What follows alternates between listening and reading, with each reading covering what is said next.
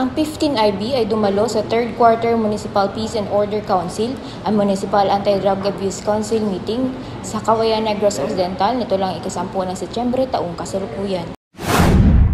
Dumalo si Lieutenant Colonel Brian Imbagaipo, Acting Commanding Officer ng 15IB sa 3rd Quarter Municipal Peace and Order Council at Municipal Anti-Drug Abuse Council Joint Meeting.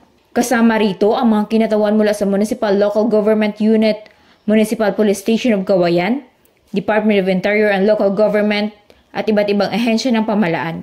Sinimulan ang pagpupulong sa pamamagitan ng panalangin na pinangunahan ni Pastor Johnny Dayuno at pinamunuan ni Honorable John Rita Buhara, Municipal Mayor ng nasabing munisipalidad.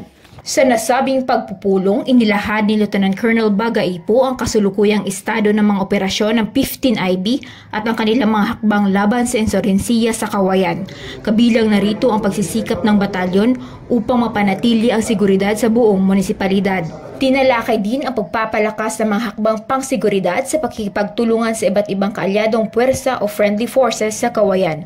Gayon din ang pagpatuloy na pakikipag-ugnay ng LGU Cauayan at iba pang stakeholders upang masigurado ang maayos na pagpapatupad ng mga proyekto sa barangay. Nabanggit din ang nalalapit na grand launching ng Sambayanan Negros Cauayan Cluster na magiging mahalagang hakbang upang higit pang palakasin ang pagkakaisa at kapayapaan sa munisipalidad. Ang 15IB katuwang ang iba't ibang ahensya ng pamahalaan, LGU at mga mamamayan ay patuloy na nagsisikap upang mapanatili ang kapayapaan at kaayusan sa Cauayan.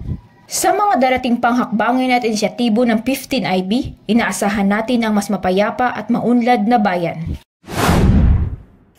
At yan ang hatid naming balita sa araw na ito mula rito sa Cauayan, Negros Occidental. Para sa Leon Kilat TV News, kamatuuran, pakadto sa katawhayan. Camila Serna, nag-uulat.